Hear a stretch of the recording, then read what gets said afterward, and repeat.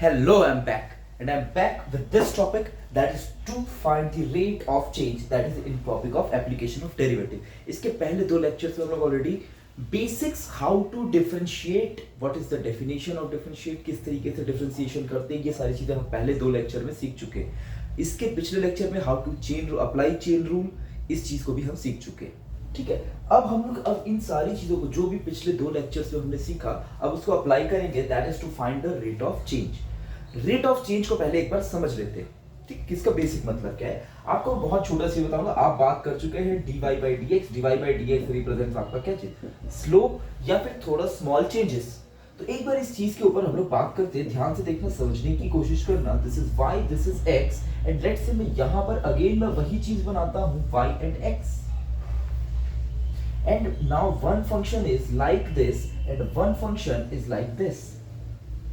मुझे ये दिख रहा है कि इसमें बहुत ज्यादा चेंज हो रहा है, इसमें कम हो रहा है, बट मैं जज कैसे करूंगा? आई विल जज with the help of this rate of change. मैं अगर यहां पे बहुत छोटा सा एलिमेंट लूं, dx एलिमेंट, यहां पर भी मैं एक बहुत छोटा सा सेम एलिमेंट लूं dx, तो आपको दिखेगा कि this is and this is your dy, and so as that this is also dy। यहां पर मुझे दिख रहा है कि for the same dx small change in x, इसमें y में चेंज कम हो रहा है, and for the same x इसमें y में चेंज ज्यादा हो रहा है। So this is known as क्या चीज, आपका रेट ऑफ चेंज। कितना जल्दी जल्दी चीजें बदलती है, ऑब्वियस बात है, because we are talking the rate of change, so this will be your time. हम ज्यादातर किसके रिस्पेक्ट में बात करते हैं कि चीजें बदल रही हैं? टाइम के रिस्पेक्ट में, समय के साथ चीजें बदलती हैं, हम एक चीजें बोलते आ रहे हैं, that is nothing but rate of change. No doubt ये आपका एक्स के साथ भी वेरी कर सकता है, something changes with position, but ज्यादातर केसेस में this will result in change with respect to time.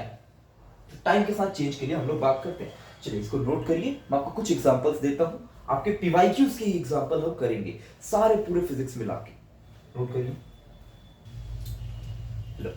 So here is our first question. What does it say? Says that the displacement of particle is represented by this given following equation. That is 3t cube plus 7t square plus 5t plus 8, where s is in meter and t is in second. ये इस equation में. And the acceleration of the particle at t equal to 1 second will be. Acceleration कितना होगा at t equal to 1? You have to find. The one of the basic questions. Try करिए. ठीक है, देखिए यहां पर जब मैं डिफरेंशिएशन की लेक्चर ले रहा हूं, आई एम एज्यूमिंग कि आप फिजिक्स के साथ फ्रेंडली होंगे, आपको सिर्फ दिक्कत हो रहा है डिफरेंशिएशन में, तो उन चीजों को सीखते हैं। तो मुझे आपको समझ में आ गया कि आपको you need to find the acceleration. What is acceleration? Acceleration is dv by dt, rate of change of velocity. बहुत बढ़िया। And what is velocity? यहां पर तो वेलोसिटी तो कहीं है ही नहीं, यहां तो पोजीशन है या डिस्प्लेसमेंट है। What is velocity? Velocity is rate of change of position या फिर रेट ऑफ चेंज ऑफ क्या चीज, डिस्प्लेसमेंट, आप ऐसा बोल सकते हैं एक सेंस में। ठीक है, तो इस चीज को समझने की कोशिश करते हैं। v is equal to ds by dt, rate of change of position. चलिए इस चीज को समझते हैं। This is nothing but d by dt of s। s कितना? 3t cube plus 7t square plus 5t plus 8। And again इस चीज को करना हम फर्स्ट लेक्चर में बड़ी इजीली से सॉल्व कर रहे हैं। हम एक लाइन में इसको डिफरेंशिएट करेंगे, that is 3 3 9t square plus 7 2 14t plus 5 का 5 एंड 8 का 8 is a constant which is 0। बहुत बढ़िया, ये मेरा आंसर आ गया। So I have to put this into this because this is velocity.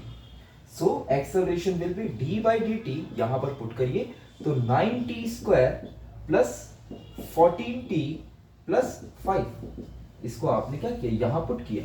So again single line में सॉल्व करिए, तो acceleration 9 2 18t plus 14, this is the acceleration as a function of time t। You need to find acceleration at t equal to 1, तो t के place पे 1 put कर दीजिए, as simple as that. That is 18 into 1 plus 14, this is nothing but 18 plus 14 will be 32 meters per second square. So what is the correct option? C is the correct option. Hopefully आपको समझ में आया होगा।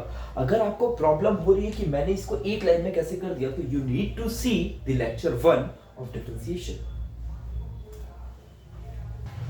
Okay, so here is the next problem statement. A coil of resistance 400 ohm is placed in a magnetic field. The magnetic flux in Weber, obviously, linked with the coil varies with the time as phi is equal to 50 t square plus 4. Phi is varying with time. The current in the coil at t equal to 2 seconds is t equal to 2 second में कितना current होगा, कोशिश करिए. Let me give you a hint that अगर आपको current निकालना है, current is total EMF upon resistance. And this EMF is nothing but this is rate of change of flux d by dt of phi. You need to differentiate phi with respect to time and divide with r to get the current. This is your hint. अगर आप एक 11th student है, may be आपको शायद नहीं पता होगा. अगर आप एक ड्रॉप आउट स्टूडेंट है तो आपको पता होना चाहिए, बट इनिशियल फेज में yes this is the condition. Try करो. Okay, so let's begin. इस चीज को देखिए, मुझे करना है फाई का differentiation. What is phi? 50 t square plus 4. So I can differentiate as 1 by r. Resistance is given as 400 ohm. So 1 by 400 d dt of 50 t square plus 4. Again 50 t square is nothing but 5. कितना हो गया? 1 by 400. This will be, बोलिए, 100 t. This is what? This is the current. I need to find current at कहाँ है? Time दिया हुआ है, ये रहा, at t equal to 2 seconds. So I need to find current at t equal to 2. I need to place 2. So 100 into 2 divided by 400. I believe this will get cancelled out. 2 2s are 4. 1 by 2 is 0.5 ampere. So what is the answer? Option A, 0.5 ampere. Hopefully आपको समझ में आया होगा. अब जो हम next question करेंगे वो थोड़ा सा डिफरेंट रहेगा, वो आपके पीवाईक्यू से नहीं, बट हाँ that will be an application for rate of change. कोशिश करिए इसको नोट करने का. Okay, so here is our third problem. The radius of a circle is increasing. एक सर्कल है, उसका रेडियस इंक्रीज हो रहा है. किस रेट से इंक्रीज हो रहा है? As 0.5 centimetre per second. If this is 1 centimetre तो 0.5 centimetre per second it is increasing. Obvious सी बात है, सर्कल मतलब किसी एक साइड से नहीं, सभी साइड से 0.5 सेंटीमीटर पर सेकंड. तो you need to find the rate of change of area when the radius is 10 centimetre. Obvious सी बात है, जैसे जैसे उसका रेडियस बड़ा होता जाएगा, रेट ऑफ इंक्रीज उसका क्या होता जाएगा, ये वाला चीज आपका सेम रहेगा, बट आपका एरिया आपका डिफरेंटली चेंज होगा. कैसे? ठीक है, इसको ट्राई करिए. Okay, so let me help you with this. I can write the area of a circle is pi r square. So I need to find the rate of change of area. Means rate of change of area means dA by dt. आपको बता दिया गया rate of change मतलब most of the time this is with respect to time. So dA by dt you need to find. So you need to differentiate both side with time, that is pi r square. I know this is chain rule. Last lecture. अगर आप इस चीज को, chain rule को नहीं जानते, आप last lecture देखिए, आपको चेन रूल क्लियर हो जाएगा. आइए इस चीज को समझते हैं. पाई इज कांस्टेंट जो कि बाहर आ गया. बाहर क्यों आया ये अगेन फर्स्ट लेक्चर में एक्सप्लेन किया गया. Then d by dt of r square. Again यहां पर मुझे दिख रहा है this is t, this is r. I need to use chain rule. How to use chain rule? Pi r square का differentiation will be 2r and this will be dr by dt. Now everything is given to you. That means pi is pi, 2 is 2. At which time? When radius is 10 centimeter. So what is the radius? Radius is 10 centimeter. What is dr by dt? dr by dt is given as 0.5 centimeter per second. 0.5 centimeter per second. So मेरा dA by dt will be this will be 5. 5 2s are 10. So 10 pi centimetre square per second. Again option में आपको ये metre per second, kilometre पर second कुछ भी दे सकते हैं. Most of the time metre per second देगा, sorry metre square per second देगा. बट हाँ हम इस चीज के साथ डील कर सकते हैं, यूनिट कन्वर्जन्स. होपफुली आपको समझ में आया होगा. अगर मैं फिर से बोल रहा हूं, अगर आपको इन चीजों में प्रॉब्लम हो गई, you need to see the previous lectures. चलिए तो यहां पर इस टॉपिक को एंड करते हैं.